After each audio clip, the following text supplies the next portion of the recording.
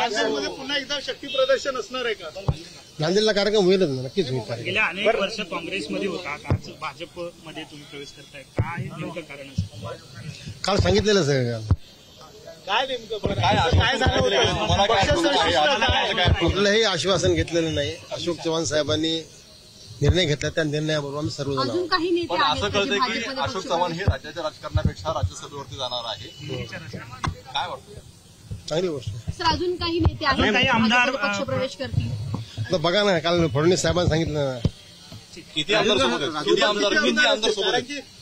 नांदेडमध्ये खूप वर्चस्व अशोक साहेबांचं. किती आमदार सोबत आहेत? आजूबाजूचे किती आमदार? मी आमदारांना सांगत नाही, पण एवढं सांगतो की नांदेड महानगरपालिका, नांदेड जिल्हा परिषद, नांदेड जिल्हा मध्यवर्ती बँक, नांदेड मार्केट कमिटी, ह्या जेवढ्या संस्था आहेत आमच्या पूर्ण जिल्ह्यामधल्या सगळ्या पूर्ण, त्या नक्कीच आता भाजपच्या झाल्या. ज्या प्रकारे शिवसेना राष्ट्रवादी हे थेट भाजपमध्ये आले होते, काँग्रेसचा सुद्धा मोठा गट आता भाजपमध्ये येणार आहे.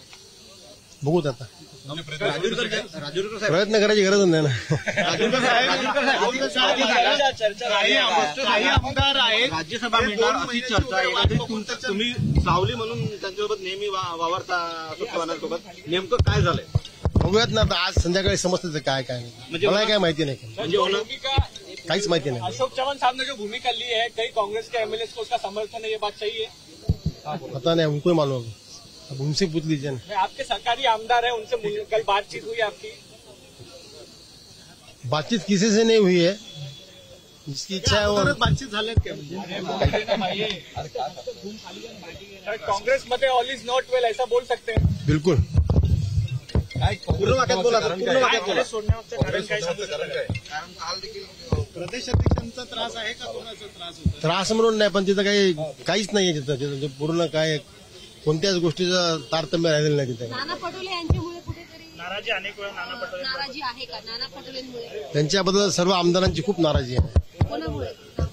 नाना पटोलेंचं नाव घेऊन लोकांनी सांगितलं, आमदारांनी सांगितलं की जे काय याद्या वगैरे जाहीर झाल्यात त्याच्यामध्ये असे लोकांना निवडले त्यांनी, नाना पटोलेंनी त्यांची यादी केलेली आहे, ज्यामध्ये जे आपल्या इलेक्शनमध्ये प्रभागामध्ये पडलेले आहेत अशा लोकांना त्यांनी कार्यकारिणीमध्ये घेतलेलं आहे, आणि जे लोकांमधून निवडून येतात आमदार लोक, अशा लोकांना बाहेर ठेवलेलं आहे. नागपूरच्याच आमदारांनी मला सांगितलेलं आहे. राजूरकर साहेब, एकंदरीत आपण बघतोय ज्याप्रमाणे नाराजी एकंदरीत दिसते, तुम्ही योग्य प्लॅटफॉर्मवर विषय ठेवला नाही का, किंवा काय एकंदरीत या अनुषंगाने सांगाल? साहेबांनी विषय ठेवला होता. वारंवार सांगून पक्षश्रेष्ठीला ऐकलं जात नव्हतं, त्यामुळे हा फटका म्हणायचा का काँग्रेसला? मी आता साहेब बोलतील तुम्हाला सगळ्यांना, पुन्हा आता प्रेस कॉन्फरन्स आहे बोलतील आपल्याला. तुमच्यासोबत काही मन की बात केली का अशोक चव्हाणांनी? मन की बात काय, आम्ही सोबतच आहोत त्यांच्या.